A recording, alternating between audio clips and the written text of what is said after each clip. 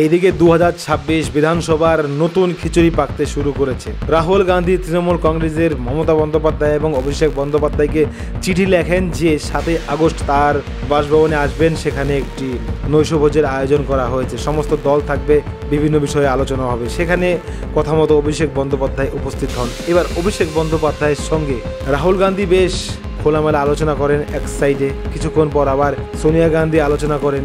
সেখানে বিভিন্ন ইন্ডিয়া অ্যালায়েন্সের দলের বিভিন্ন নেতা ছিল, কিন্তু হঠাৎ করে এই যে তৃণমূল কংগ্রেসের অভিষেকের সঙ্গে রাহুল গান্ধী গোপন গোপন কথা বলছেন, সাইডে সোনিয়া গান্ধী এসে কথা বলছেন, সব মিলিয়ে একটি বার্তা তৈরি হচ্ছে যে আবার জোট হচ্ছে তৃণমূল কংগ্রেস অর্থাৎ সিপিআইএমকে হারাতে তৃণমূল কংগ্রেস এবং কংগ্রেস এক হয়েছিল, এবার নাকি আবার এক হচ্ছে তৃণমূল কংগ্রেস এবং কংগ্রেস, এমনটাই মনে হচ্ছে।